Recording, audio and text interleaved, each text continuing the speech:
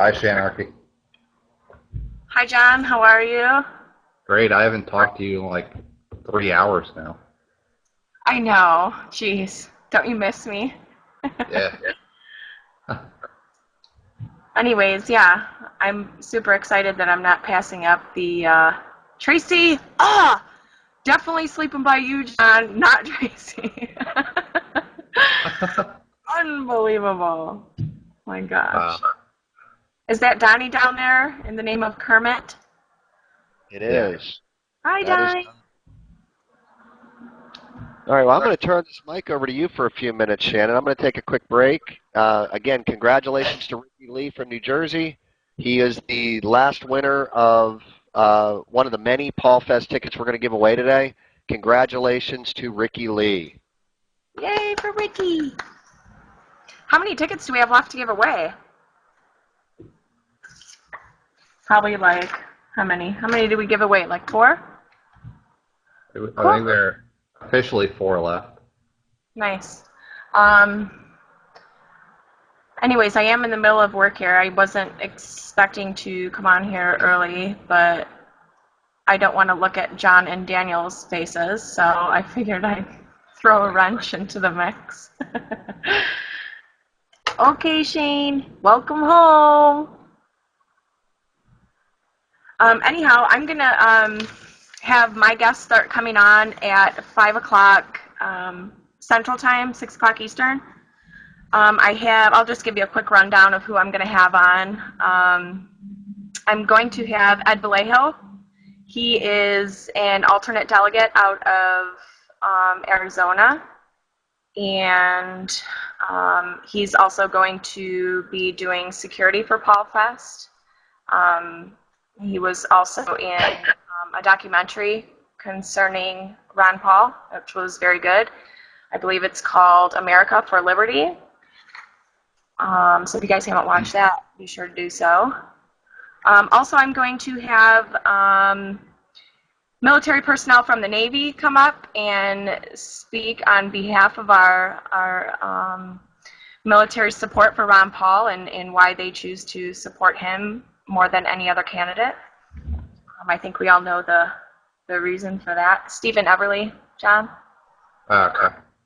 Also, I'm going to have a lovely fellow tattooed lady who owns her own tattoo shop in Watertown, South Dakota. So she's going to be repping for tattoo artists for Ron Paul.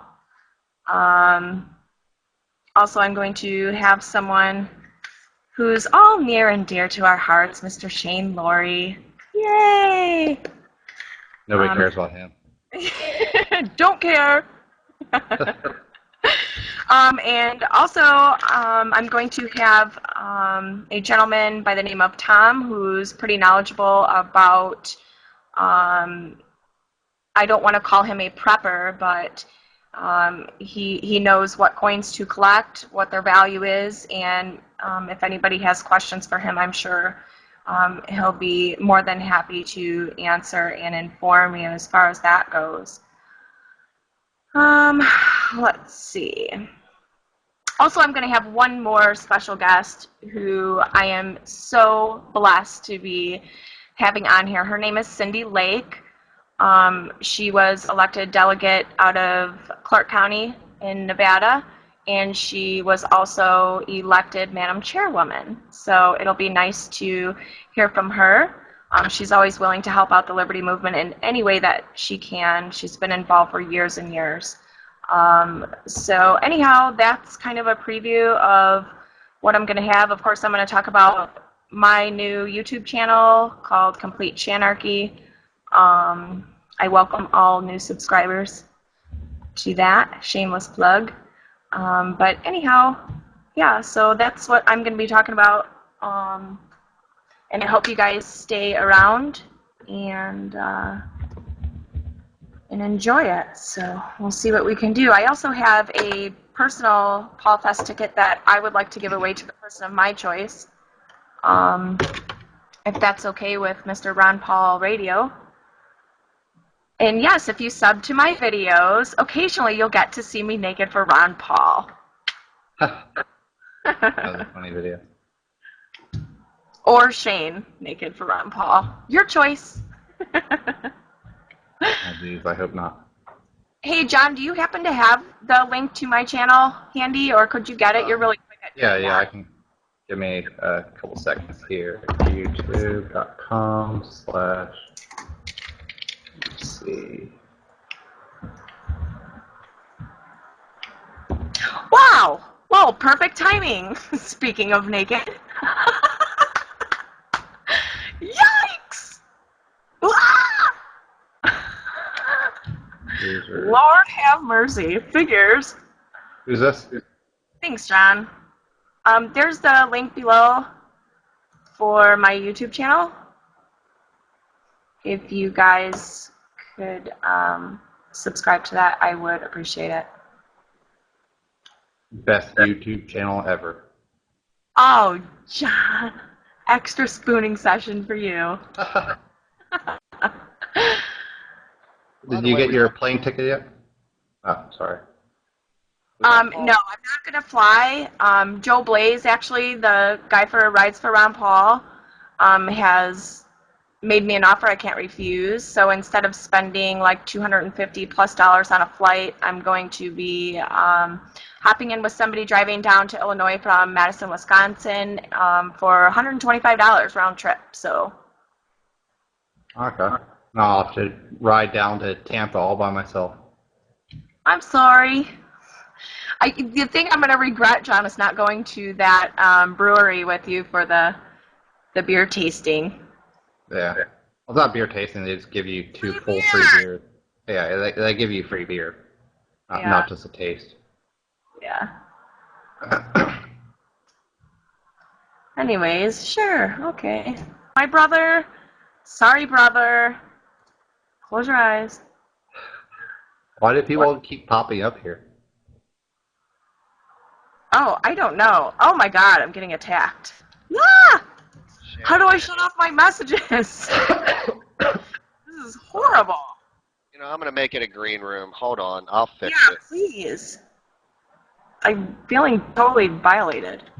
More than usual. Funny. All right. It's now a green room. Nobody can just pop up now. You'll have to invite them, Shannon. You'll look at your window and let them in. That's good. I can do that. And Yellen, refresh your page. I've made you a moderator as well. Okay. I'll be right back in a second then.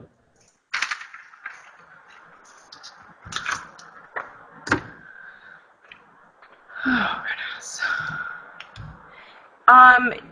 Steve, do you mind if I play one of my videos? You have the floor. Okay, wonderful. As a matter of fact, I'm going to close down the broadcast. This is all you. Okay, cool. Thanks. Okay, cool. Thanks. Hello, random. Yeah, John, whenever you get back, come on back up.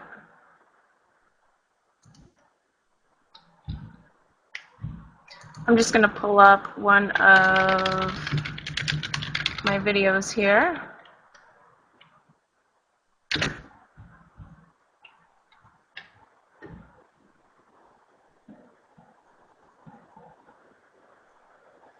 Let's see, which one?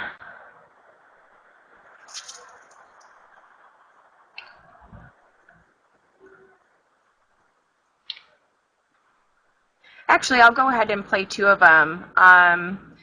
This first one that I'm going to do is kind of on the fly. I work for a CPA in Illinois here, and he had a client in his office, and they were discussing gun control. So I ran as fast as I could, grabbed my camera, and started shooting. This is a two-part video, so the first part will be my boss and the client discussing gun control, and then the second part will be a response to their takes on it. So here we go.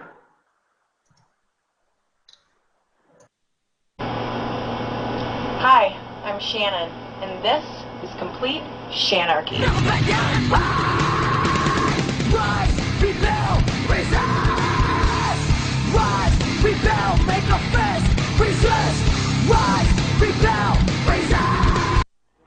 Okay, we're live at my place of business. Here's what I put in a CPA's office. Ron Paul stuff. Go Ron Paul. Now we have a client in here, and they are discussing gun control. They don't think assault weapons should be in the hands of citizens. Can you guys tell me again why you think American citizens should not be allowed to buy assault rifles? I didn't say necessarily assault rifles. I said Okay, AR-15s. How about that? you can buy an AR-15 even though it has no purpose other than to kill people. It has no other purpose but to kill people. To kill people. You don't, it's not a deer hunting rifle. It's not. Okay. It's not a home protection rifle because it's got way too many rounds. If you want a home protection rifle, you get a 12-gauge shotgun with number 2 bucket. Or a then you pistol. could blow a big hole in them. Okay, so can I propose this question? So you feel that just because it's illegal, because it's available, technologically there and available, somebody should be able to go buy a 37mm rocket launcher. Well, you get the kind that they sent down the... Listen, we're talking about guns here. Yeah, that's a gun. I mean, it's a weapon. It's a 37mm. It looks like a big, huge shotgun, and it shoots projectiles that blow up cars and tanks and stuff like that. Yeah, that's Eric Holder for you. What a son of a bitch, isn't he? Yeah, they found a second guy now that he killed. Yeah. Okay, well, let me propose this question. I want to see your reaction. Shouldn't we ban things like alcohol? No. No, because people are responsible enough to get behind the wheel and drive even though they consume alcohol and murder people? It doesn't happen all the time. Oh, it doesn't happen all the time. Well, people that purchase automatic weapons do not all the time go and murder people. No, but see, the purpose of alcohol... Let the man speak, Roger. Have the politicians, because they're the worst kind. The politicians are the worst kind. Politicians. Yep. We ought to get rid of every damn one of them. Thank you so much. I agree with that 100%. Major overhaul. Get them all out. The purpose of alcohol is not destruction. The purpose of alcohol is to give people relaxation. And the purchase of weapons is to protect your property and your family. The purchase of a machine Protect gun, yourself from an out-of-control government. The purpose of a machine gun, his sole purpose is death and destruction. Unlike alcohol, the purpose of a machine gun is not home defense and it is not hunting. Because a machine gun, if somebody is in your house, the machine gun is going to kill the intruder and it's going to go through the wall and kill everybody in the other rooms and people in the next houses, and it's got way too many bullets to kill for one person. I mean, a machine gun holds off an army. So why not ban all weapons, Roger? We gotta get rid of the worst. Because you deer hunt. Okay. And hunting is legal. We got is sitting in the president's chair. Yes, I agree. We got. I agree, 100%. Hunting I love is it. necessary for a lot of people, but to eat, and it's also a great sport. And weapons, rifles and shotguns and handguns that are for hunting and for self-defense, perfectly fine. So basically, you're putting restrictions on your Bill of Rights. No. It says the freedom to bear arms. But what is an Keep arm? and bear arms. To keep and bear arms. But now we have to have a little clause describing what an arm is. As a pistol or a shotgun. So just because I can, if I'm a wealthy multi-billionaire, Okay. just because I can, I should be able to go out and buy an M1 Abrams tank, which is a weapon. It'd be pretty cool. It'd be pretty cool to have one of those. What purpose would What it you serve? do with it? I would marvel at it every day. I would do what they no guy purpose. in China, or was it? Where's the guy that drove the tank and what? That was in California, and he rode it up on top of a road bank and got killed. Did you hear the story about the farmer? He was growing hemp on his farm, and the cops came in and tried to arrest him for it. So he took his big forklift and just smashed the shit out of the cop cars. It was great. They were on his property. It was private property. They couldn't do nothing about it. No. Get off my property. They don't want to. That's right. They can do this. But that's how I feel that, you know, your right to keep and bear arms is the sole purpose to protect your property and your family and protect yourself from an out-of-control government. And we are at 5 minutes and 10 seconds. I thank you, gentlemen, for your time. Complete Shan Archy. Okay, so you didn't get to see much of me in there, but that was more candid. I do have a lot of other videos that I'll be sharing with you until it is time for my guests to start arriving. So if you guys are okay, I'll go ahead and play the round 2 of that video.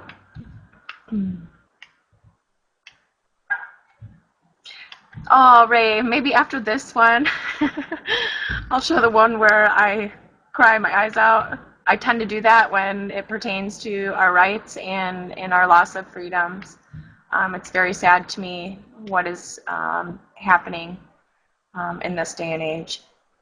So I'll go ahead and play the part 2 of that video. Actually, I should probably wait until one of my guests comes up here, considering he's the one who is in it, but we'll kind of warm him up. It'll give him something to talk about.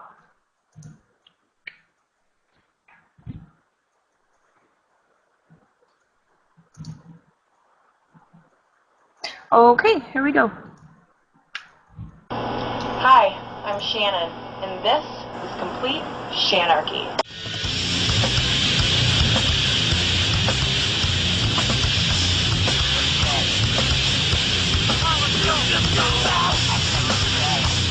Can you guys tell me again why you think American citizens should not be allowed to buy assault rifles? I didn't say necessarily assault rifles. I said okay, AR-15s. How about that? You can buy an AR-15 even though it has no purpose other than to kill people. Alright, probably not the person you were expecting to see. After watching 7 videos with a gorgeous looking girl, you get stuck with me for a little while. We recently did a video involving guns. I think it was episode 5. And there was just a few points that I wanted to make on that, because that's something that's pretty near and dear to my heart. As you can probably tell, I am a gun addict, which I believe to be a good thing. First off, my name is Shane Laurie. I'm the producer for Complete Shan Archy. Her and I together came up with an idea where we wanted to get the message of liberty and freedom, along with truth and news reporting, out to people so that they had something else they could look at. There's a lot of other great channels out there for everyday news. Obviously, the Daily P.A.U.L, Matt Larson 10, T-Mott. But, you know, this was something that I wanted to do for a while, is to make a little bit of a difference in the movement. And finally, this idea just kind of came to me. And I approached Shannon about it, and she loved it and embraced it, and that's why you guys have been looking at her. So I do apologize again for getting stuck with me, but I'd like to basically get into this topic, and what my idea here is that I wanted to take the other video and look at things that were said and basically give my opinion on those things. You know, first off, one of the first things that's mentioned in the video is that the AR-15's sole purpose is to kill people, which I totally disagree with. Here in the state of Minnesota, we can actually hunt with it. We can hunt deer if we want with it. I wouldn't necessarily recommend it. I enjoy doing some coyote hunting, although I'm rather unsuccessful. But I do believe that it does have other values to it. Obviously, protection is the most important part. It's not a home protection rifle because it's got way too many rounds. If you want a home protection rifle, you get a 12-gauge shotgun with number 2 bucket. Or a pistol. I actually do own my own AR-15. Some of you that know me personally already know that. I enjoy just shooting with it. I don't see it as a big deal. I don't think that this is something that should even be questioned. I hate the term whenever they're referred to as assault weapons. You know, bullets come out of this thing. You know, bullets come out of that. Bullets come out of a handgun. To determine that one thing is an assault weapon versus another, to me, is utterly ridiculous. It looks scary. I hate the term. Mainly because I have so much crap on here. If you dumb it down to the basics, it looks like just like any other rifle around. It's a very simple weapon. The purpose of a machine gun, its sole purpose is death and destruction.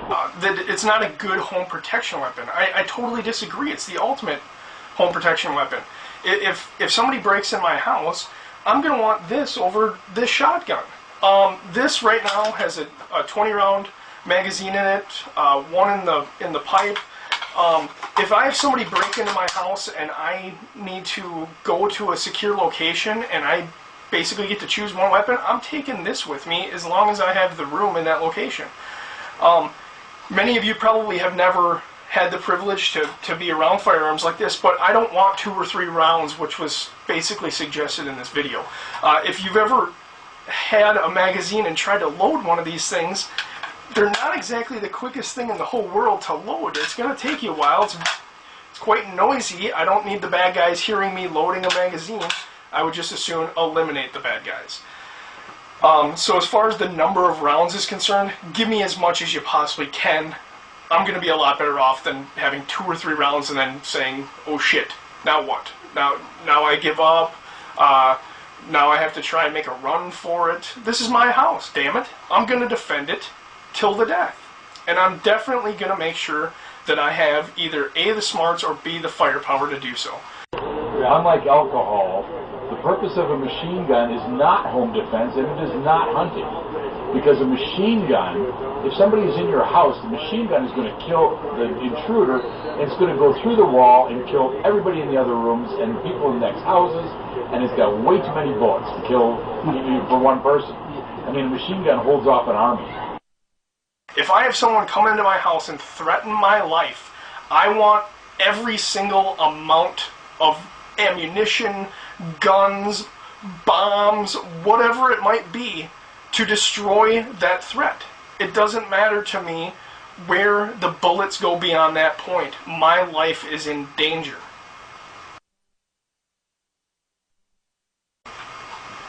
The person in the video thought that, you know, some weapons would be okay for hunting. To me, that's totally irrational. The whole point for us to, the whole point to us having the right to bear arms is not to hunt. It's so that we can defend ourselves against a tyrannical government that wants to rule our lives for us and turn us into slaves. It is not for going out on the weekend warrior, hey, let's go duck hunting or whatever. And I love those things. I really do. I do as much duck hunting as I can. Like I said, I like to go coyote hunting any chance. Hell, I even like to go fishing. And in some respects, that's hunting. But to say that those types of weapons for people are okay, but this type of weapon is wrong is... Shan, how many times have I said utterly ridiculous yet? If your argument is that some guns are bad and some guns are good, well, what did we have before guns? We had sticks, we had rocks. So let's say the gun was never invented. Do we then go down the road of saying all sticks are banned? Do we say no one can have rocks? Do we have like a central location in town where everybody has to turn in their sticks and rocks? What about trees? Do we just get rid of all the trees then? Because they're potential weapons.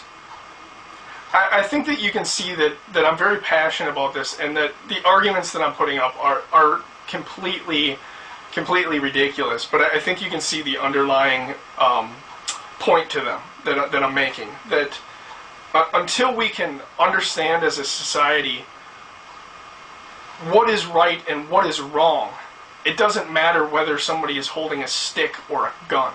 So just because I can, if I'm a wealthy multi-billionaire, Okay. just because I can, I should be able to go out and buy an M1 Abrams tank? which is a weapon. That's a. It'd be pretty cool. It'd be pretty cool to have one of those. The video kind of ended with people having the right to own a tank, I guess. Yeah, absolutely. A fighter jet. It doesn't matter. You should have the right to own anything that you want, as long as you do not interrupt or interfere with someone's life, their liberty, or any kind of pursuit of happiness that they want to have.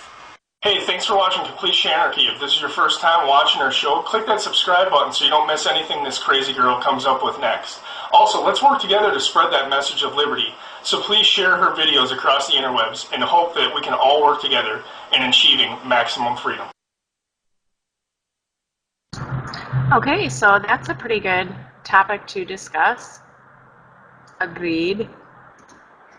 Shane, you are here. Post the link.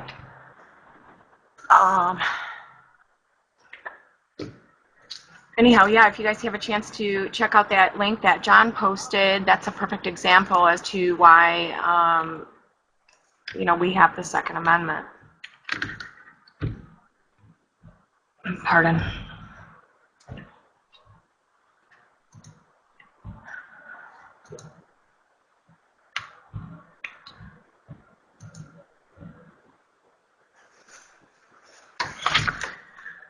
Okay, I'm going to play a music video next.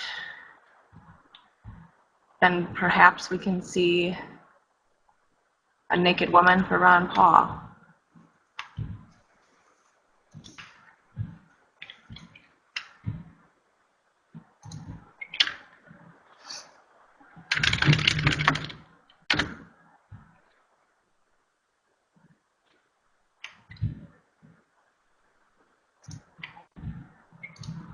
That's a great song. Everybody should start their day with that song.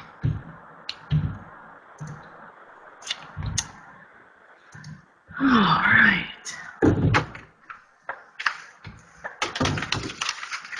Like I said, I'm going to have somebody that is in the Navy come up and speak between, well, let's see, we have about 20 more minutes or so. I'll have the floor for an hour. So it'll be interesting to hear from him and his perspective on these wars. And, well, John, because you refused to talk to me,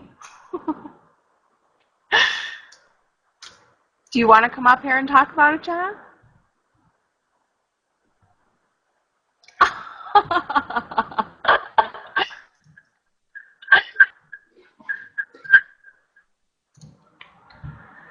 Oh, goodness, I win again. Is there a way to ban private messages in here? I have ADD, so I'm like going like this, all crazy. Sorry, never mind. I have one more video of, yeah, absolutely, Ed. If you want to throw up the link so I can have it in queue ready for you, that would be great. Like I said, we do have close to 15 minutes left before, I want to make sure I have a few guests in here before I get moving here. So I have that in queue. And I will play that as an introduction to you, Mr. Ed Vallejo.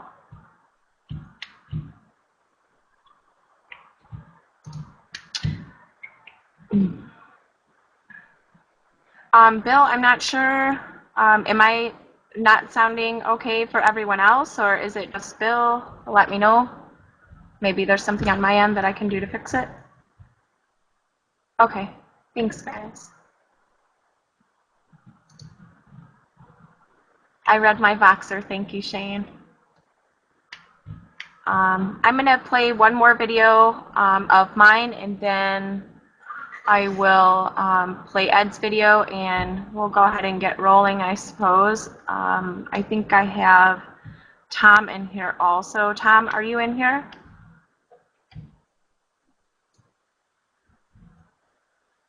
Okay, great. Then I have a few other guests that are due to arrive at any minute, so We'll go ahead and play one more of complete Shan Archy's videos, and then we'll go ahead and play Ed's.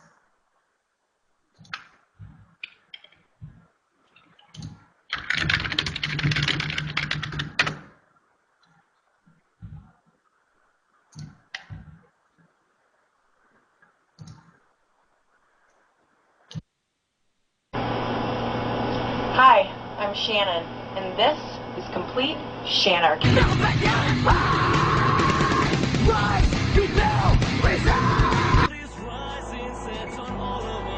Why do I choose Dr. Paul? Because I'm a 37-year-old woman who has never cared enough to vote until now.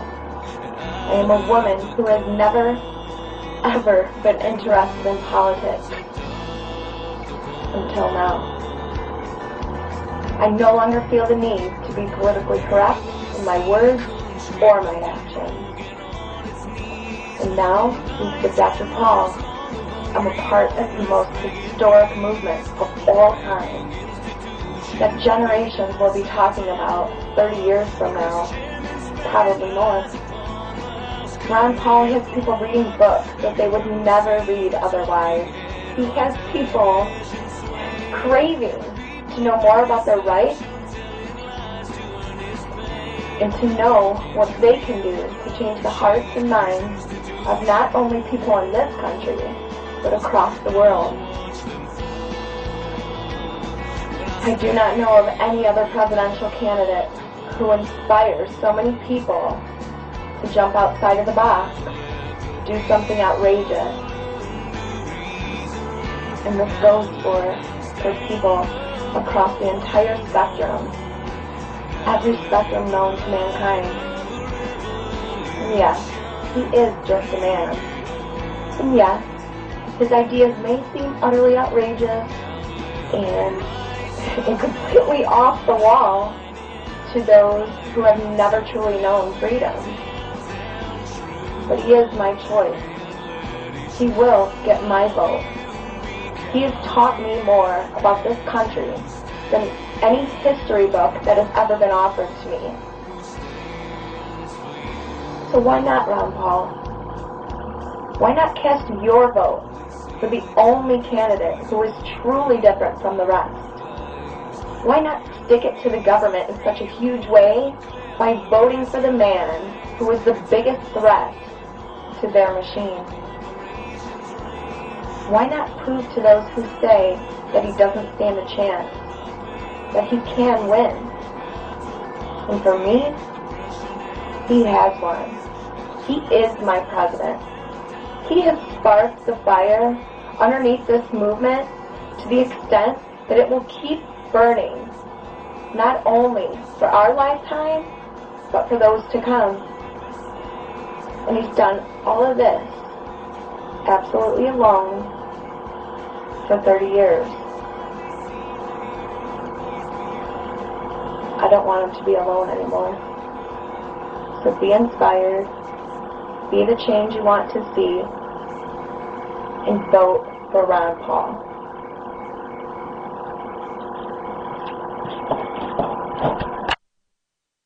Okay, whoever can hit Jan with a band hammer, feel free to do so. Okay, I'll do it. Hey! Oh Lord, bye Harley. Okay, I'm gonna get my first guest on up here. Ed, if you want to come up.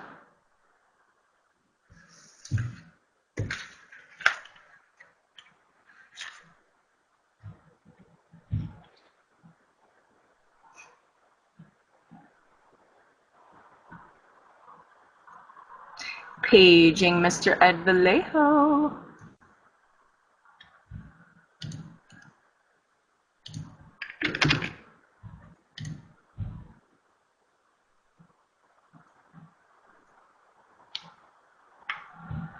Dang it.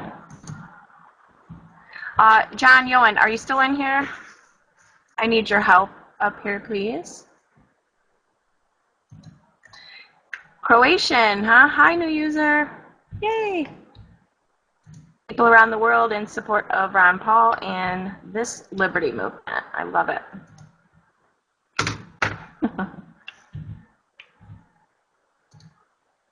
Okay, nobody's going to help me. Darn, I can't get Ed's video in here. Anyways, until I get some help up here, I will...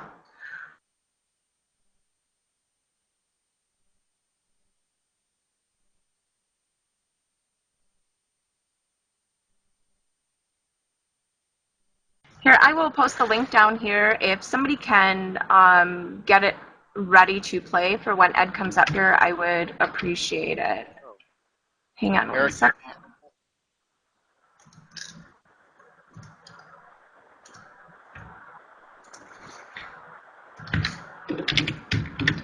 There you go. Thanks, Steve. Thanks, Eric. Whoever's going to do that for me. We'll keep it paused for now, and I'll let you know when we're ready to go. Anyhow, my Facebook is facebook.com/MissStressForTruth.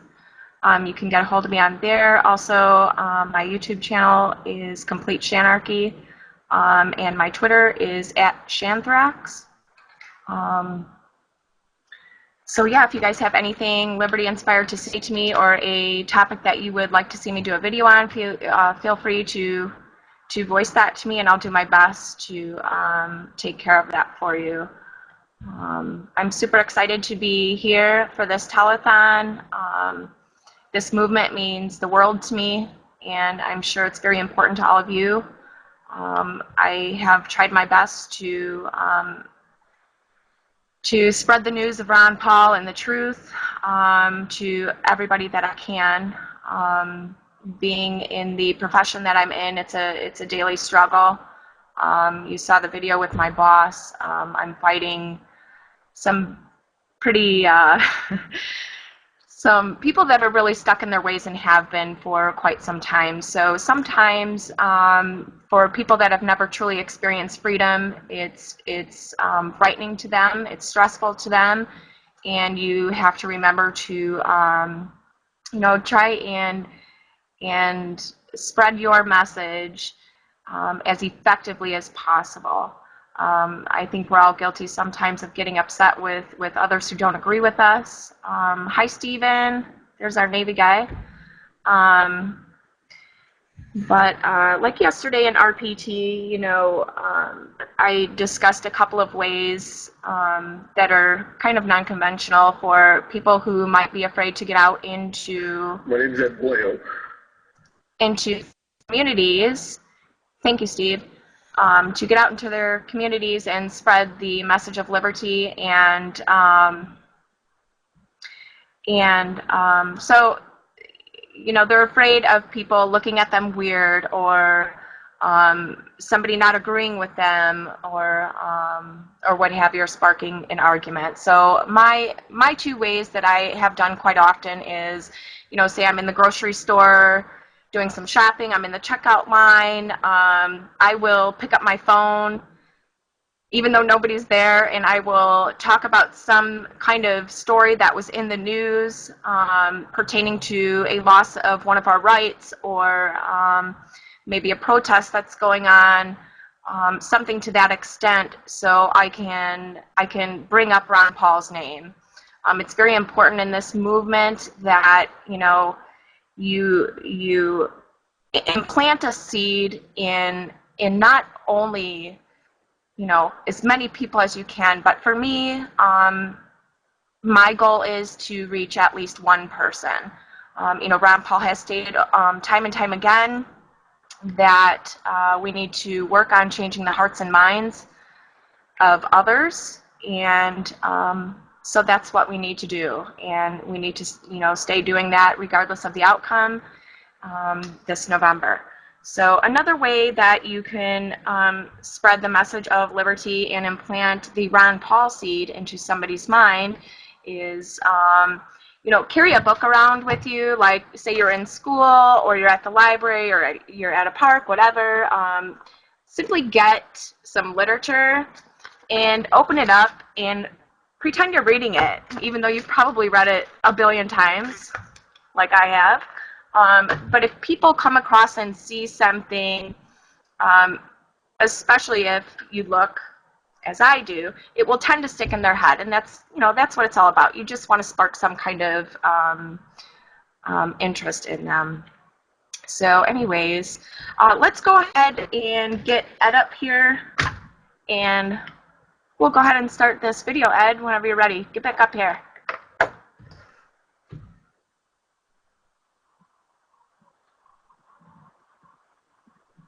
It's 5 o'clock, grab your beers.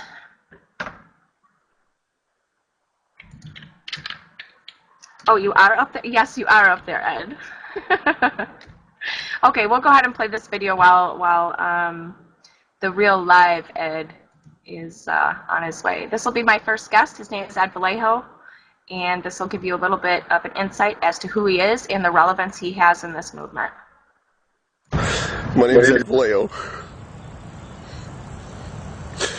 and I'm an American.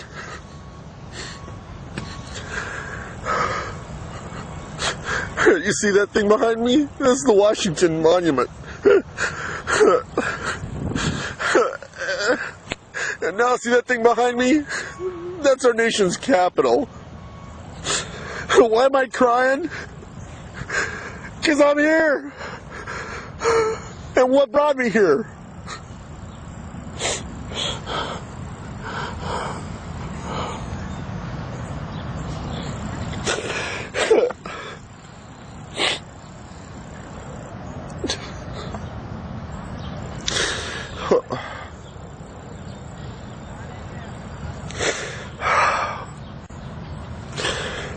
I keep thinking about when Thomas Jefferson stood here, what they accomplished, what it took them to accomplish what they accomplished, what we got from it.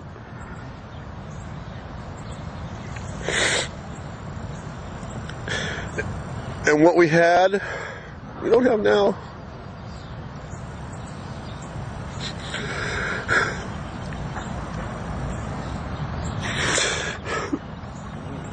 See this word?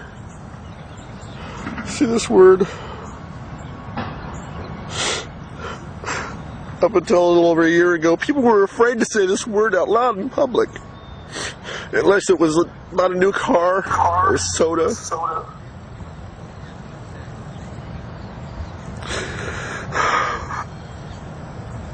Why am I here?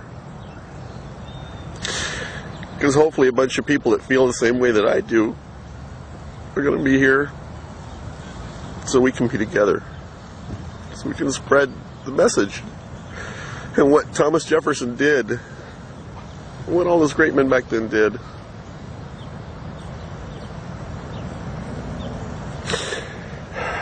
And what happened to it? How do we get the way we are now? Because incrementally, the things that they knew weren't fully passed on to the next generation. And generations over generations over generations have gone by, and incrementalism has accumulated to the point where this isn't the America that I was born in. I mean, the landmass is the same, but a lot of things are different.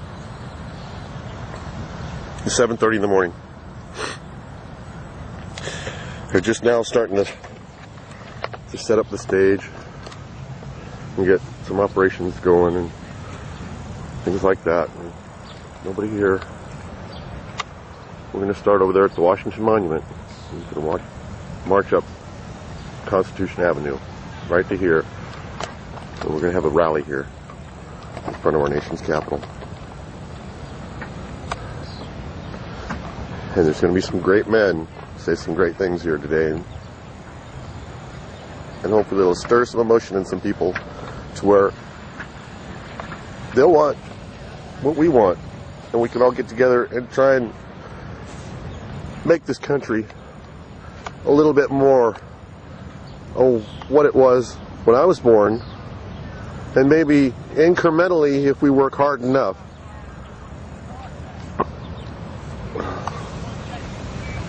we can get it back to what it was in Jefferson's day. Many say that isn't possible. You know what? I'm not going to think negatively. I was taught to think positively. And I positively believe that people like me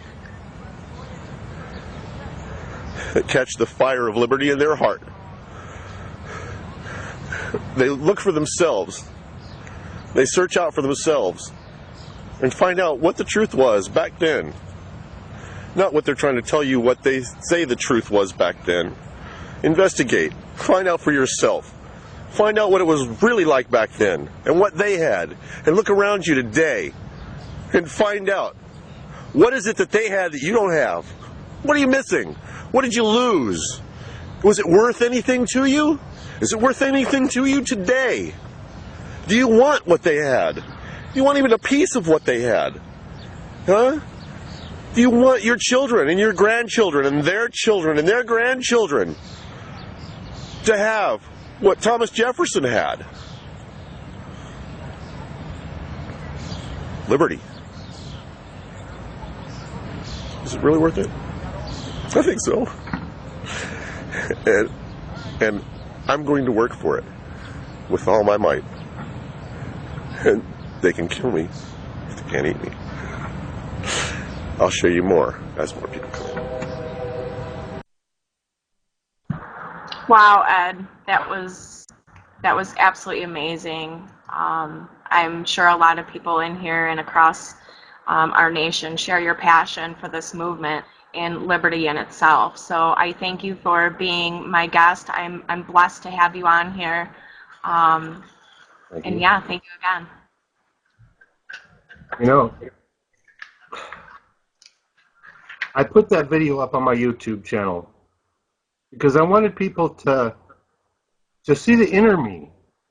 I wanted them to see what was inside of me when, you know, I had, at the time I'd been, it was probably about a year into the Ron Paul campaign and working everything I possibly could. I'm the organizer of the first Ron Paul for President meetup group.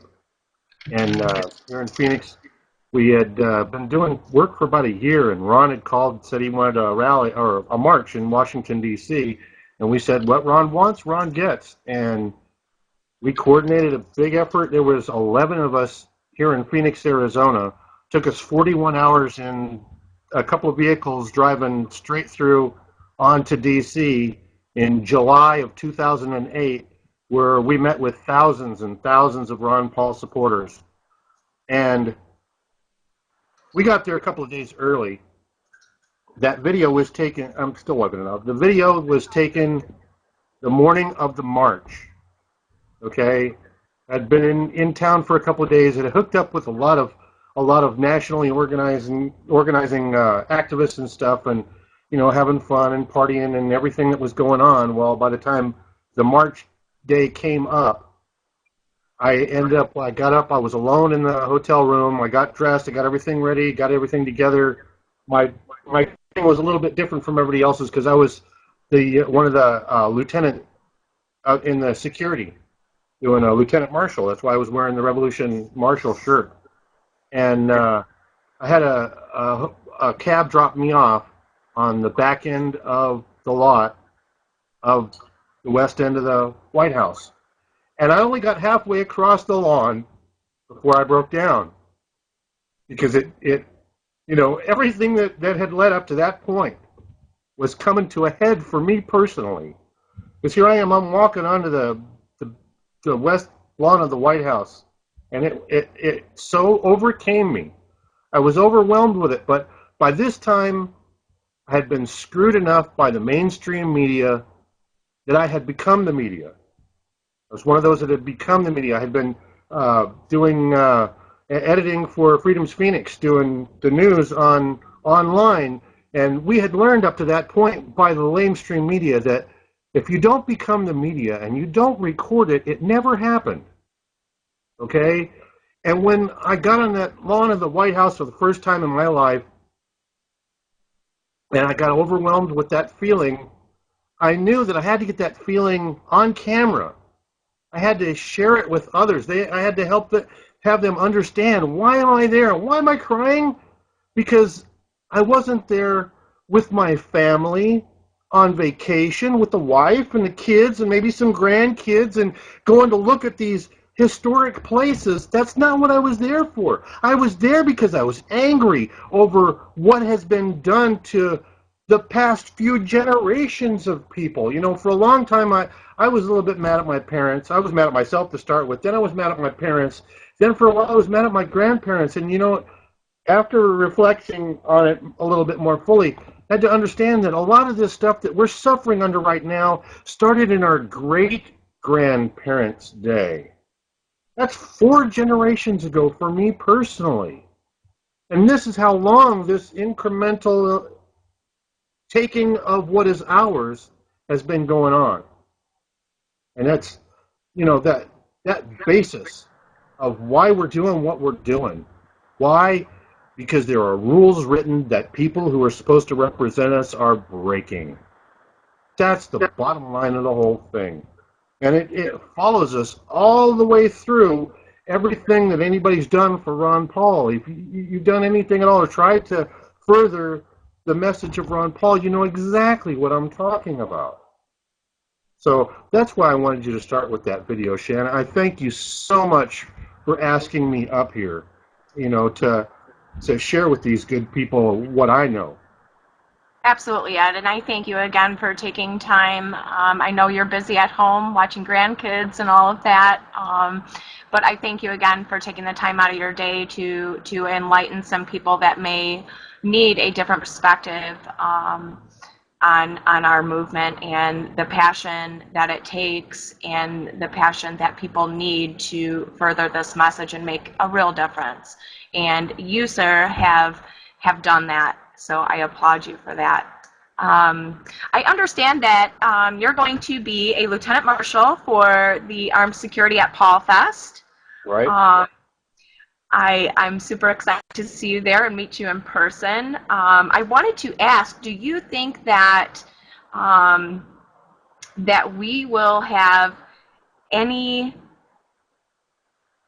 Go ahead. All right. Hey, that video gets to me. I mean, it brings me back to everything, you know. I agree. Sorry. I agree. Go ahead. What was it? That's okay. I was going to ask if you're anticipating any problems at all as far as your end doing your job in security, and if so, how do you plan on handling it? You know, I think that watching for agents provocateur is going to be the crux of all the security at P.A.U.L Fest. Because, you know, we've seen time after time, whenever there's gatherings for, let's say, Democrats, it takes 2 days to clean the mess up afterwards. When there's gatherings for Ron Paul or freedom or liberty or any of these things, everybody's self-policing. They really are. I mean, they're not there to create problems. They're there to try and solve some problems. So I don't really see that as much of a problem other than, you know, keeping an eye on those that might want to try and start problems for whatever reasons, whether they're paid to do it or whether they get a kick out of it. It doesn't matter. It doesn't matter. You know, we're going to have a party, and we're not going to let them poop in the punch bowl. Yay, I second that motion.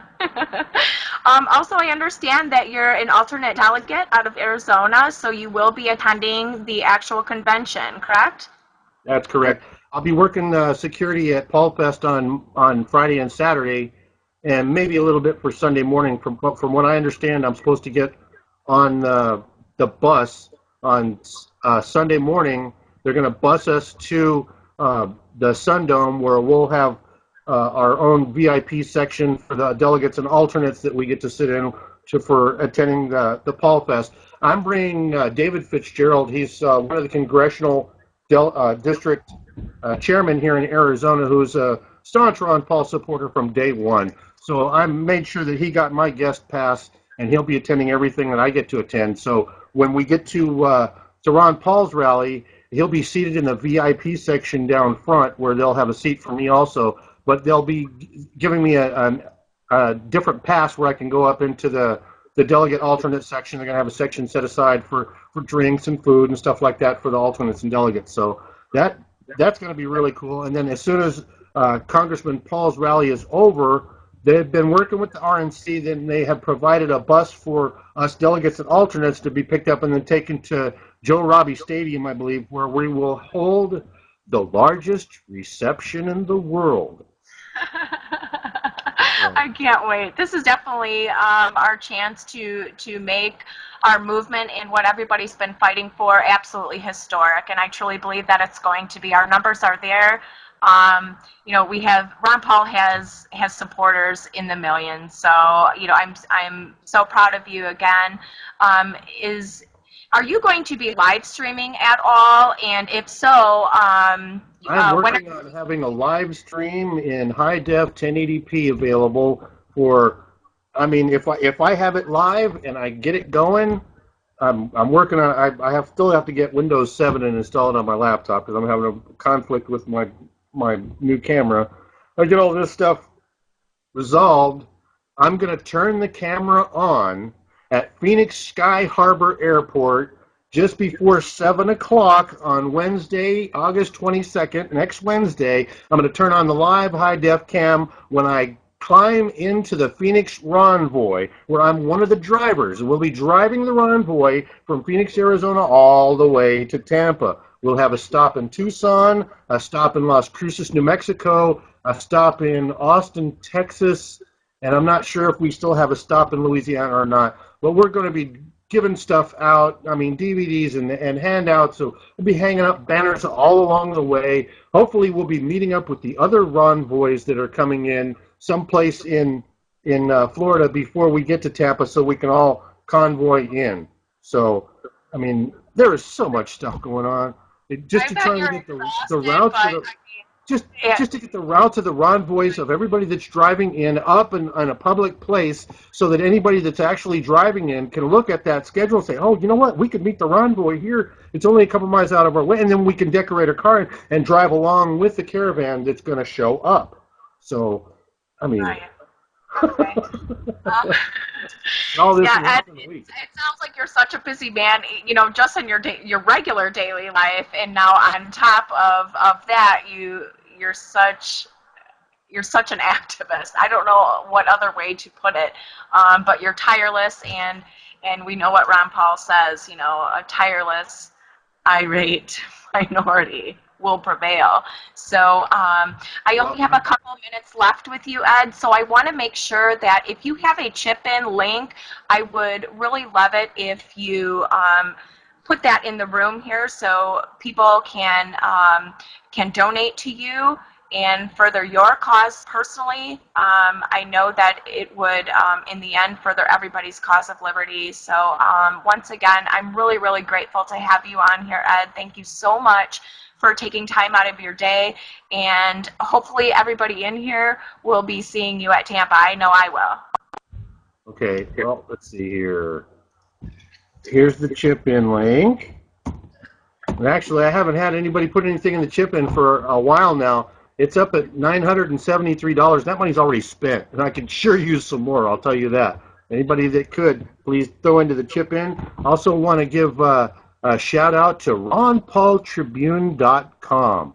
Okay, RonPaulTribune.com is this place where you go to and you click on the video chat rooms, political video chat room #1.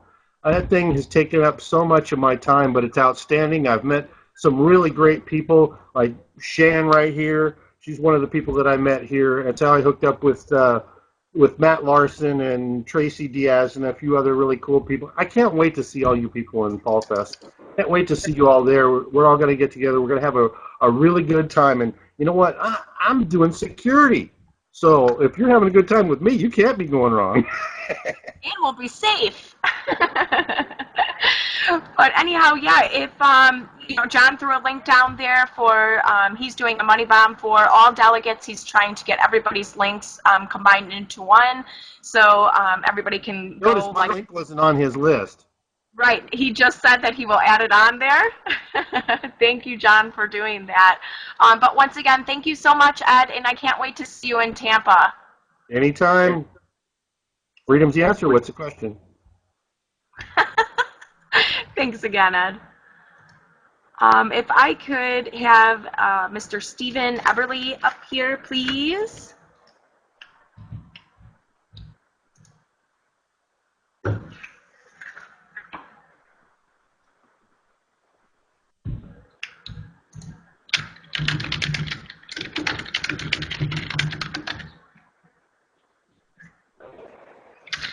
Thank you, Tracy. Hey, how's it going? Hey, Steve, how are you? I'm good. How you doing? Pretty good. I'm excited to have you on here. The reason I chose you to be on here is because I want to get a military perspective, and John Yoen is very jealous. As you can see, we're not BFFs anymore. But anyways, I wanted to have you up here to discuss your thoughts, having experience in our military, as to, you know, why you think that Ron Paul is the choice of people like you and the rest that are working so hard to defend our country, and they choose him above all others. So I'd like to hear your perspective on that. Excellent. Yeah, I'd love to talk about that. First, if it's okay with you, I'll give a little bit of background on how I got involved with the movement, and kind of give you an idea of just how pervasive Ron Paul is in the military. By the way, if you guys hear any barking or growling in the background, try to ignore it. Just my dogs running around. But let's see, back in 2003, I decided to join the military. I ended up joining in 2004. And at the time, you know, I'd love to say that I had like patriotic ideals and shit like that. But the honest to God reality of it was that I was kind of hitting a dead end in life, and I needed to do something to jumpstart myself. So I ended up in the military, not in complete agreement with what we were doing, but I was hoping to make a difference. And, you know, I'd been opposed to the war in Iraq, okay with the war in Afghanistan until it started to last for, you know, ever. Anyway, I joined the military. I was old enough to fight for my country, and I was old enough to vote, right? So, you know, 2004 rolls around, and I get the choice between, what do we have, Bush and Kerry in 2004. And I very wholeheartedly did not give two shits about either of those guys. I wasn't a big fan of Bush, but Kerry was just such a pile of crap. I think I've said before that Kerry was kind of our version, or sorry, the Democrats' version of Romney, where you couldn't have picked anybody who wouldn't be able to beat Bush after his first term as president, because, you know, a lot of people were pissed off, and yet the Democrats managed to find somebody who couldn't beat Bush. And then here we are with Obama, and you couldn't imagine the Republicans not picking somebody who could beat Obama, and yet we found Mitt Romney. You know, thank the heavens we found Mitt Romney to lose to Obama. But anyway, I really didn't care about that election. At that point, you know, I was heavily involved in the military. I had a lot going on. I was working tons and tons of hours every week. So I really didn't have time to even really be involved in politics, which is a little bit harsh for me, because I've been, you know, I read 1984 when I was in like 5th grade. I've been involved in politics since before I can remember. Anyway, 2008 election rolls around. Unfortunately, I never heard about Ron Paul during the 2008 election. But I had my choice between McCain and Obama. And I have to say, I didn't vote again, but Obama was the one who excited me. And I didn't vote because I couldn't jive with his domestic policies, not his foreign policies, but, you know, I didn't believe in universal health care and all the other stuff that he wanted to do at home. I did really get excited about him wanting to end the wars, close Guantanamo, get rid of the Patriot Act, kind of end this living in fear that, you know, I feel like America has been doing since before Bush was president, but certainly since 9/11. We've been dealing with that kind of constant fear of the world around us. But in 2008, I made probably the most important purchase in my life. I bought a book called The Revolution, a manifesto, and it sat on my shelf, and I never read it. Yep, that's the one. I bought that book because I was like, and literally, I know probably everybody's seen that Facebook meme where it's like, you know, what's different about these books, or which book is different than the others, and it's all the different political books, and it's a picture of the person with their, you know, stupid-ass book title, and then there's the Ron Paul Revolution book, and it's just got the name of the book. It doesn't have any picture of Ron Paul, nothing like that, and I was like, well, maybe this guy's got something worth saying, you know? worth hearing. And I picked up that book, brought it home, and it sat on my shelf. In between elections, I reread 1984, Atlas Shrugged, The Fountainhead, all that good stuff, and kind of got energized about liberty again. But, you know, I was really feeling kind of torn because there was a lot of great stuff that Rand said that I absolutely loved. But then there was other stuff, you know, I'm not an agnostic. I would say I'm farther along than that, but I can't say that I'm an absolute Christian, mostly because most Christians piss me off, and I apologize if I'm offending anybody in here. I do firmly believe that Christ was more connected to whatever power is out there than anybody else that I can name off the top of my head. But, you know, the whole thing is Ayn Rand was so vehemently opposed to religion as a whole, and, you know, I couldn't connect the hatred that she had and the hatred that she perceived coming from Christianity. It just didn't quite make sense to me, you know? Yeah, I can't pronounce that name, but the guy who said Christian, and I'm a Christian, but Christians piss me off. I totally understand where you're coming from, man. Anyway, so I got energized about liberty because I was reading Ayn Rand and reading all this other stuff and getting into a bunch of different things. And then I got off of my boat. I was on a submarine for 5 years straight in between 2006 and 2011. And I got off my boat, and my buddy Steve Ettinger, who will be coming with me to Paul Fest, sends me a text message, and he's like, hey, you got to check out Ron Paul, man. Like, he is right up your alley. So I opened up the damn book that's been sitting on my shelf for 4.5 years now, or 3.5 years now. And I read it, and I was just, you know, floored. I was sitting there, and I was like, this makes so much sense. And here's a guy who is a Christian and still jives with the entire libertarian concept. And, you know, the idea that what's yours is yours, and it's your right to choose to give it to somebody else. It's not the government's right to take it away from you. You know what I mean? And it just all kind of clicked into place for me. Then I got a chance to go to the Veterans for Ron Paul March in D.C. That was a blast. I've been to a few different events after that. My buddy Steve got arrested and released immediately for indecent exposure. I don't know if you guys have seen that video from Adam versus the Man, but that was my friend. I was sitting there texting next to him, just like with my head down, like, God damn it, Steve. We didn't really need to go this far, did we? But, you know, there again, yeah, the naked guy. That's that dude. That's my buddy. Anyway, getting back to the point. What really clicked with me about Ron Paul is that, yeah, Borat, to further clarify the questioning on the chat scroll. What really clicked with me about Ron Paul, as far as foreign policy, domestic policy, all this stuff goes, is that he's, you know, he claims libertarianism, he claims being a Republican, he's almost a voluntarist. If you read some of his quotes, he really is straight up Stefan Molyneux's alley. And, you know, it's, to me, you know, everybody, I always get into the arguments, you know, where it's, well, but what about the roads, and what about healthcare, and what about this, and what about that, and how will we solve that problem? And to me, it's really just a very simple concept of, you know, you can't get to, even if you want to have you have indecent means argument, you know, like your means to get to a good goal are wrong, you know, people will still argue with you, well, but it doesn't matter because my end is good. It doesn't matter because my end is good. And you just have to remind them, you know, history is littered with people who had a good end in mind, but used, you know, god-awful means to get there. And anytime you're pointing a gun at somebody and saying, give me your money so that I can go and take care of this cause that you may or may not support, but I don't really give a shit if you support it or not. I just want your money so I can go take care of that, right? Anytime you get into that, you end up with the kind of corruption and filth that we have in our government. So even if the causes that you were trying to support are actually getting supported, it's at the cost of trillions of dollars. It's at the cost of lives. It's at the cost of all this other stuff.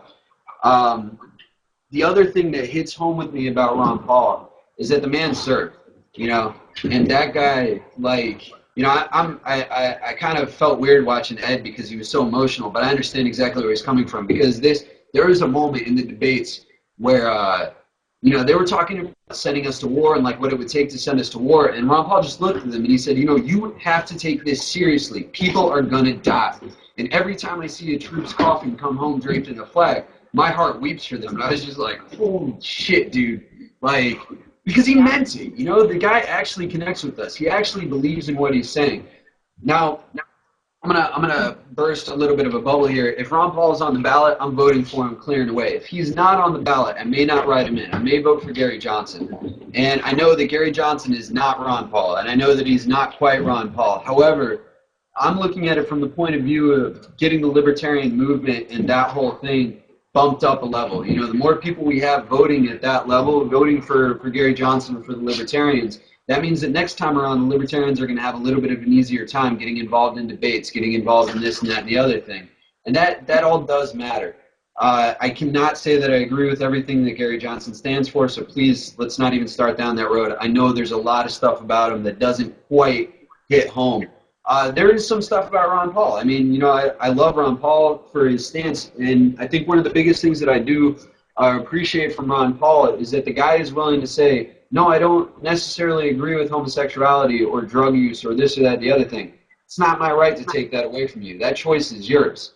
You know what I mean? And that's a more perfect man than the guy who says, well, you know, I do agree with homosexuality, so I'm going to take your money to fund, you know, this, that, and the other thing for gay people since we fund it for straight people. Well, that's ass backwards, man. You're still stealing from people who may or may not agree with you, whereas Ron Paul just pretty much says, you know, fuck it, do what you want. Just don't take from me and don't take from anybody else who doesn't want to freely give it. You know, and that just makes sense. So that's kind of a lot about his domestic policy.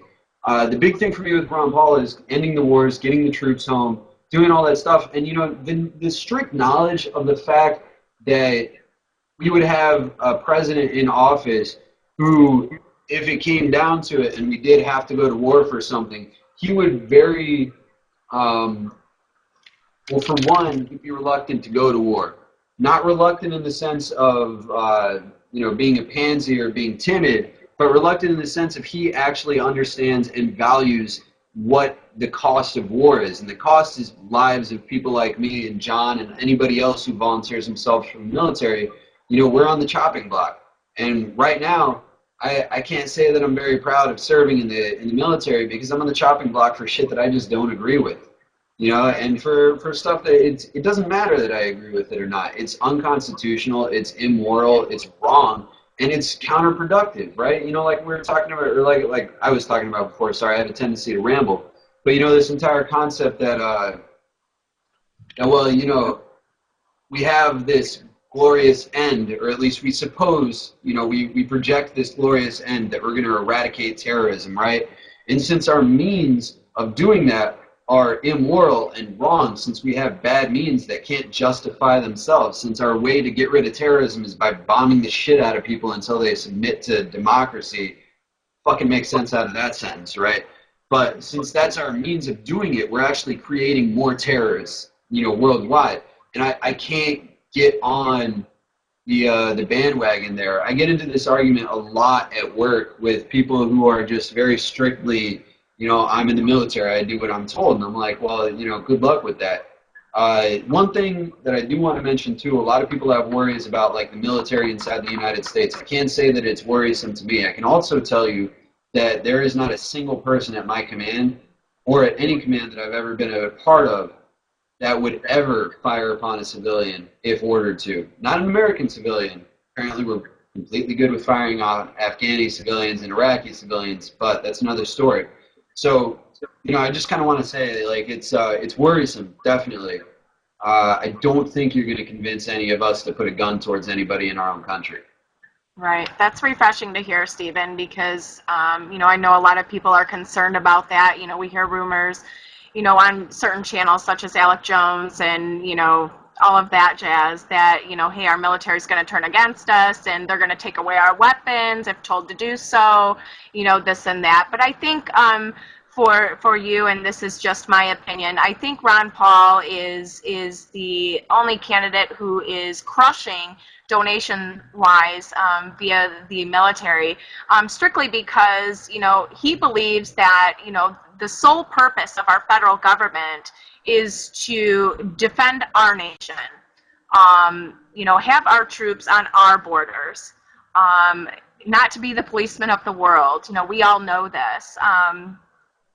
You know, I know that also that he would never send you guys, you know, into a battle without a clear objective.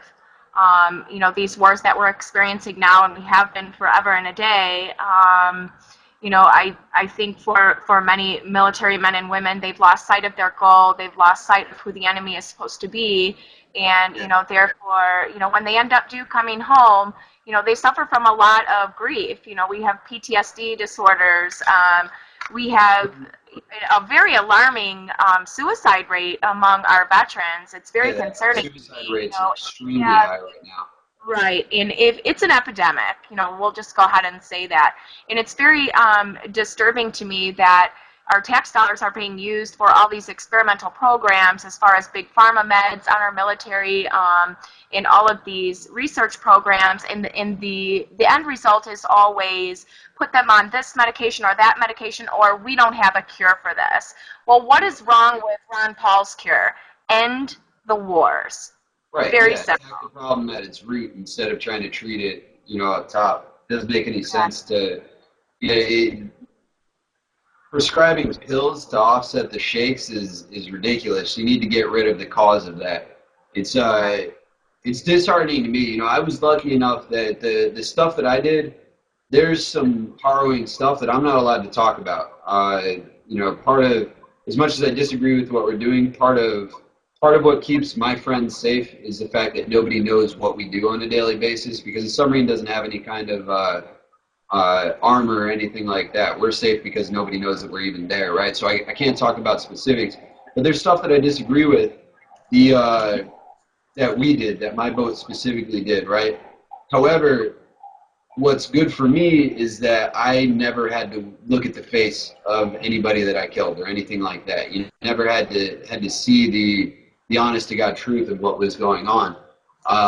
But I have an extreme amount of sympathy for the people who are coming home, you know, having lost a friend, having, you know, not being able to shake the image of a child that they know that they murdered, you know, stuff like that. It doesn't leave us in a good position long term. And it doesn't, you know, it doesn't bode well for the future of our country that that's what we're doing to our military. But let's see, what else did you mention? The suicide rates definitely, and you know, the clear objective is definitely a huge deal. There was a great Cafferty video. I don't know how much anybody likes Cafferty. He's like the only dude on CNN that I actually enjoy watching. But he had like a 1.5-minute long video where it was right after that guy went crazy in Afghanistan and shot up 16 people or whatever it was, right? And Obama said, you know, we're going to stay the course because we have to finish what we're doing over there. And Cafferty just got out there and he was like, doing what?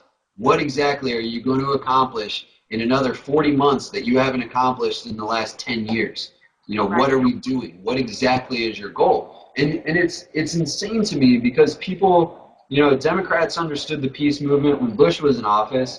And all of a sudden, now that Obama's in office, carrying out the exact same policy, we're racist if we call him out for it. You know, whatever. You know, I don't even like getting into that shit because that's preposterous to even bring up. But you know what I mean. Like they're just completely off the bandwagon with wanting peace. They don't give a shit. You know, Coney 12 was put together by a liberal. Like, you gotta be kidding me, man. You know, we're living in an age where the only real peace movement is from the far right, and the only real war movement is from Coney 2012 and the far left. Like, what the hell happened to our country, you know? Right, exactly. But we just had to ban somebody really quick there. Else? That is it. You covered more than enough time for me. I'm so glad that I chose you. I don't care if John's mad at me, but I think you represent our country well and our Constitution well, and I'm super honored to have you on here. And just so everybody knows, Stephen will be at P.A.U.L Fest. So if you can get yourselves down there, introduce yourself to him, and we'll all celebrate in Liberty's name. So thanks again, Stephen. Yeah, hey, I just want to get one last little thing out there, and you know, just in case all these people thanking me, you know, thought I was totally cool and everything, I'm probably gonna piss off a lot of people by saying this, but regardless of when we're at P.A.U.L Fest, we're gonna be under the eye of the media, right? There's a good chance that there's gonna be a lot of media there, and I appreciate. Don't get me wrong, I absolutely appreciate everybody's questioning attitude. I mean, I'm wearing a We Are Change t-shirt right now, you know, so I've got my own questions to ask and all that stuff. when you're talking to the media, if you get a chance to interview with anybody, do it. Absolutely.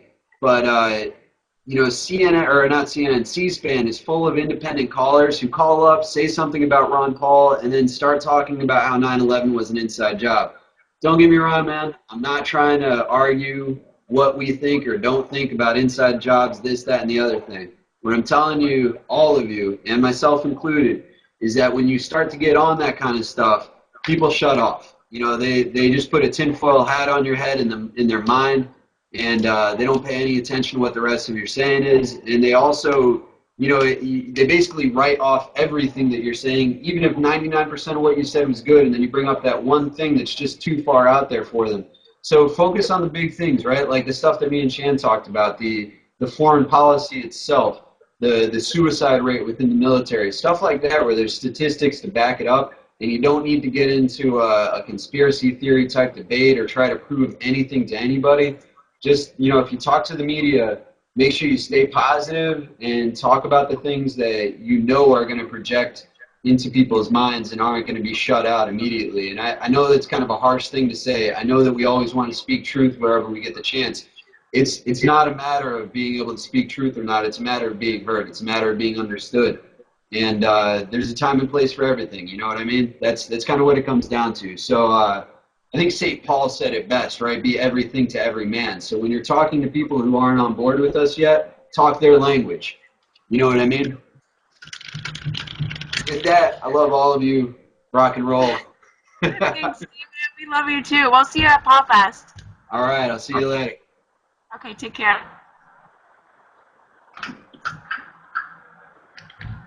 Yay, that was great. I'm so glad that I had him on here.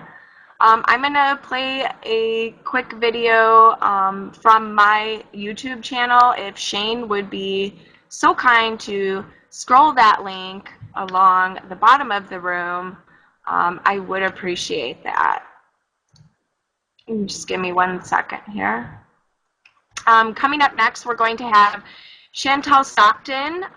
She is from Watertown, South Dakota. She is a small business owner of a tattoo shop. Oh, there she is. Hi. Put your mic on.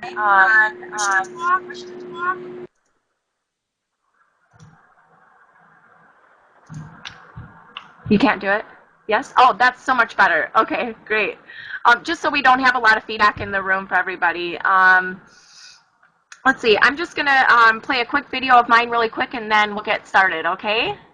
So good to see your face.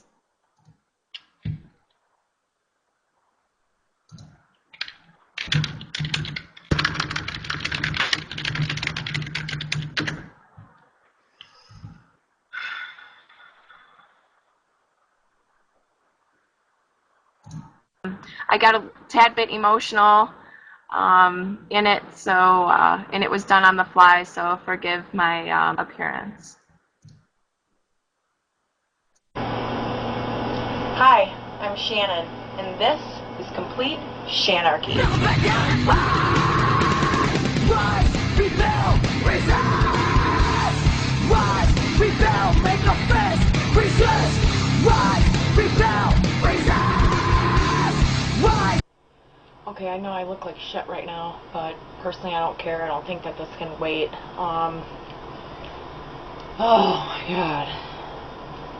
So I just read an article saying that the U.S. government has permitted its citizens to start donating money to Syria's opposition, paving the way for the direct help from U.S. nationals to the rebel fighters.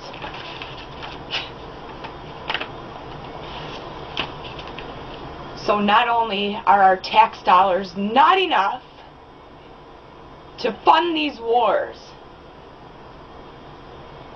but now they want people to openly donate to them, to openly donate to the same terrorists that we're supposedly fighting.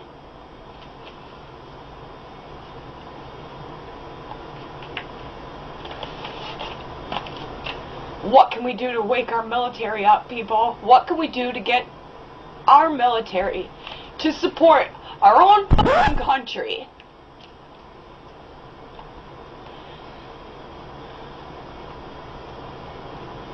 So if we start donating to this, putting our names on this, we will have blood all over ourselves. And then the government will think that it's okay. It's okay to march right into another country, 5,000 miles away, and mass murder people.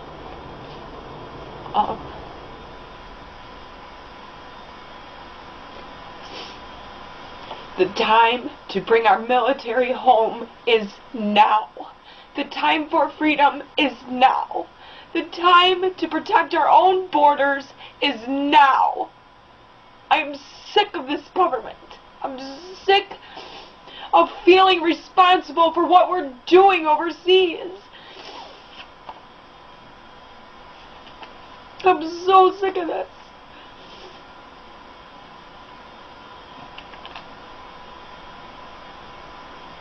What are we gonna do? What can we do?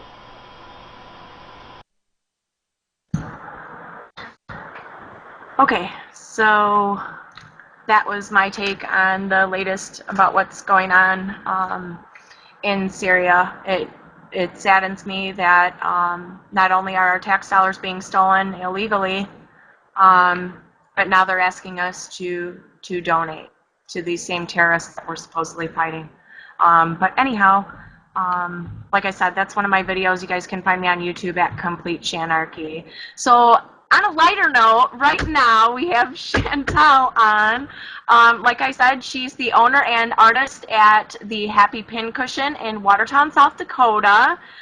She is pro Ron Paul, pro liberty, and I never knew this when I lived there. I wish that I did. Actually, I wish I knew that I was this way, because I'm fairly a newborn to this movement and to Ron Paul. So I'm so happy to have you on here, Chantal. I wanted to ask you if you have any advice for people wanting to start their own business, because Ron Paul is such an advocate for the free market, and he's all for people, you know, being entrepreneurs and such, and I know it was a really long struggle for you. So if you have any advice for anybody who's looking to start their own business, I would love to hear it. Okay, I got my mic on now, I think. Yes, you do. Oh, advice for starting a business. Don't let people scare you. I had so many different local officials, people at the courthouse, so on and so forth, that just kept trying to throw me in loops, kept trying to tell me that I couldn't do it. There are very few laws regulating this here. I do tattoos, obviously, and everyone kept trying to throw me into this category of like, oh, just don't go there.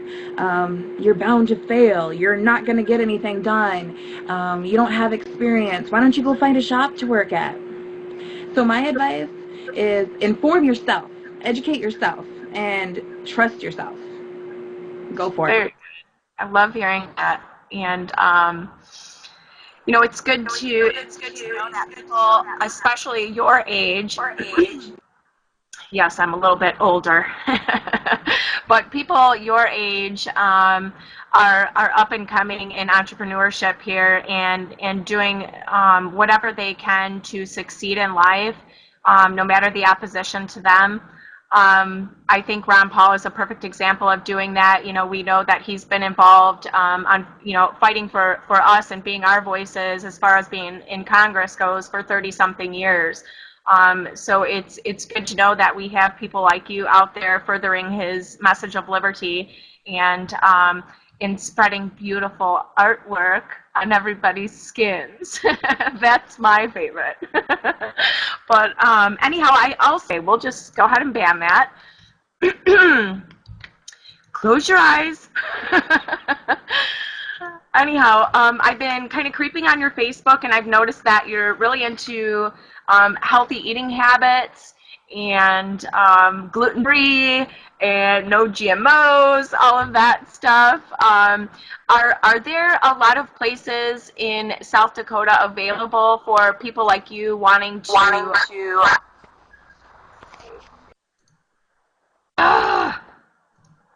okay. Third time I'm attempting to do this. This is what happens when you have two beautiful tattooed women up here. We attract them, Chantal. Anyhow, I wanted to know if you think that a place in such as South Dakota is easier than, say, Chicago, Illinois, to go and find healthy things that are at a good price, and to make sure that your family is not falling into the trap of fast food meals every day.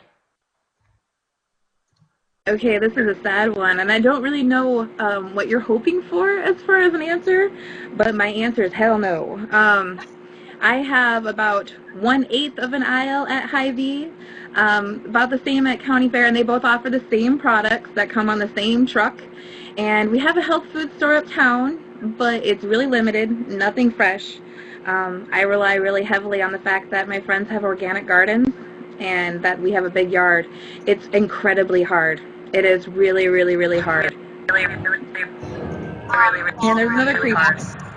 You absolutely nailed the answer. I was hoping, since I creeped on your Facebook, I was hoping that you would bring up your friends having gardens and all of that. I think that's super important for people to do.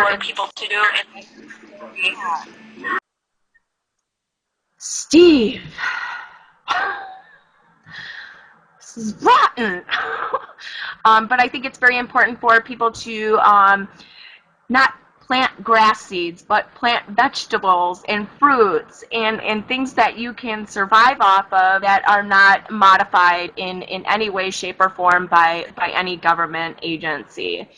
But yeah, I'm super glad with that answer. So you were worried about nothing here. It was perfect. What are your hours of operation? Give us the location again for your shop and the name of it. My hours are all the times that I'm not being a mom. I work by appointment only. You know this. I breastfed my daughter. I'm all about cooking homemade. I take care of my kids. I don't use crazy cleaners. So I work in the evenings when their dad's home to play and build forts with them. That's usually when I'm there. Hours of operation are work it out with me and I will draw on you. Location, I'm in the 5th Street Plaza with a bunch of counselors. Tattoo artists plus counselors. Isn't that fun? You like that? I don't do any advertising. I like artists to find me, and I'm sure that if anyone on here comes finding my way, I will be a happy, happy camper. It's called the Happy Pincushion because we all should be happy pincushions. What? I love it. God, I miss you. You know, I love your free spirit, Chantal. You were definitely one of my favorite people when I lived in South Dakota. I'm gonna cry. I hope to see you again, and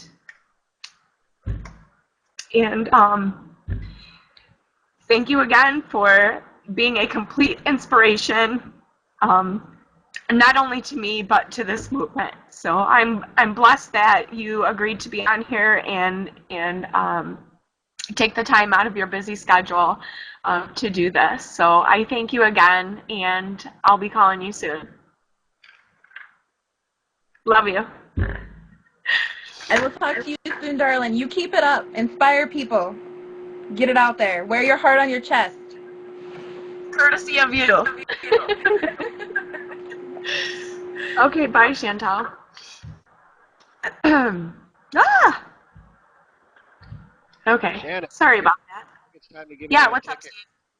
Steve? You're going to give away a ticket? Yeah, we're going to give away a ticket. Perfect. Give you a I'm going to go grab a smoke while you're doing that. Yeah, you go right ahead. All right, folks. For those of you that are new in the room, we've still got 5 tickets to give away between now and 10 o'clock tonight. So to be eligible, I just posted the email link in the room. I just need your first name and the city that you're from so we can announce you here in the room. You have to be here in the room to win the ticket. Otherwise, that ticket is going to go back into the pool and we're going to draw another name. So just send your email to paulfesttickets@gmail.com. And I'm going to get the software up and running. I'm going to find a little drum roll. to play while we do the drawing.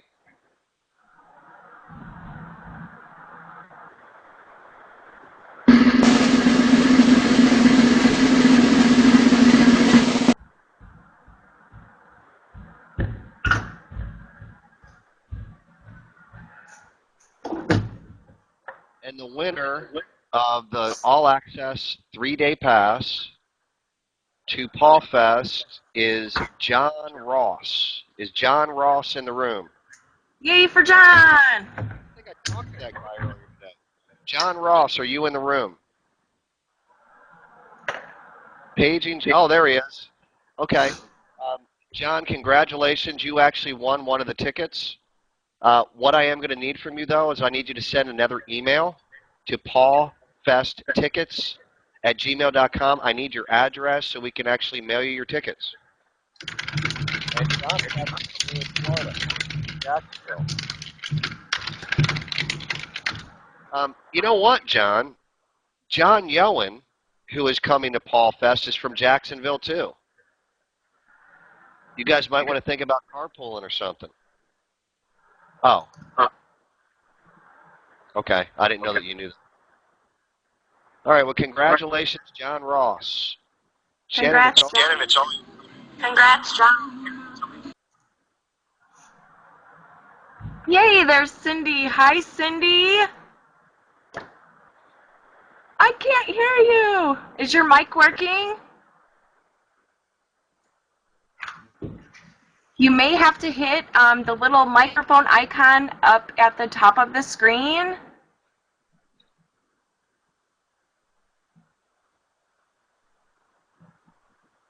Crud.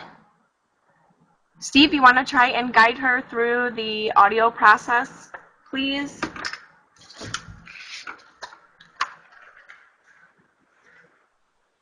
Cindy, are you on push to talk? Is there a button at the top left of your screen that says push to talk?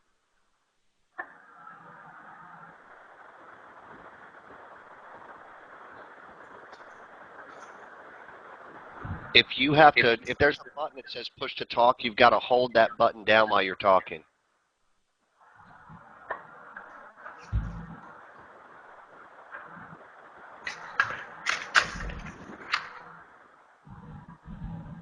Oh, we still can't hear you, Cindy. Darn it. Oh my goodness. So many people were excited to see her here. Can you hear me, Cindy? Shake your head yes if you can hear me. Okay. Is there a button in the top left screen of your window that says push to talk? Shake your head yes or no. No. Okay. Then that's a microphone issue. Oh, bummer. I don't know what to do. I don't know what to do. Have you used the microphone on your laptop before, Cindy? No or yes?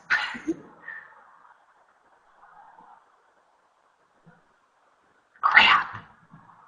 Actually, I'm going to go ahead and give you a little background. Yeah, maybe her mic is muted. Let's see. What options do we have? Oh, crud. I wish I could climb in there to you, Cindy, and figure this out. Anyhow, I'm going to go ahead and give you guys a little bit of a background on Cindy here. For those of you that don't know, I'm sure, hi, buddy. I'm sure that a lot of you do, but just in case, I'll clue you in. This is Cindy Lake. She's been a resident of Clark County since 1988. She's a realtor and small business owner since '95. She was elected Secretary of the Clark County Republican Party in July of 2011.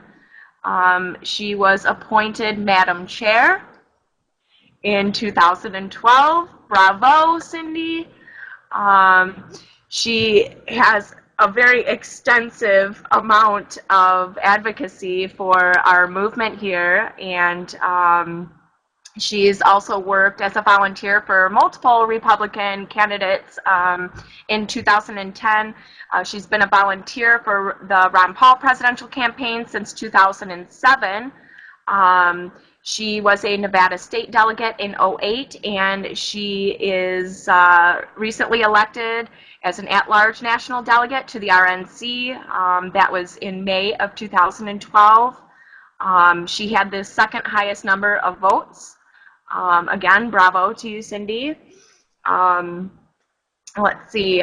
This woman is also the administrator and owner of Ron Paul 2012 Meetup since 2010. As far as I know, she has about 400 members. Yes, I think she is frozen. This really sucks because I know a lot of you were looking forward to hearing her talk. She's a very pivotal person in this movement. Anyhow, you know, she has a lot of solutions that she offers as far as what's going on with our media and such. She wants to grow the Republican Party, take over the media. She wants, you know, her vision is basically to grow a financially stable and fiscally conservative organization where, you know, conservatives of all types are welcome and their voices are heard. She has been on her local news, and I was so proud to see that. Oh, very good, Cindy. Okay. Also, from what I understand, 3 of her children were also appointed delegates in 2008 and 2012. So it's good to know that her family is 100% on board with her. Her husband is also very heavily involved in this movement for Ron Paul. So we're very, very lucky to have her on our side. Now that I've pretty much told you all that you really need to know as far as background for Cindy is concerned, I'm going to really hope that she fixes her microphone issue. Until then, if you guys don't mind, I'll go ahead and play a video.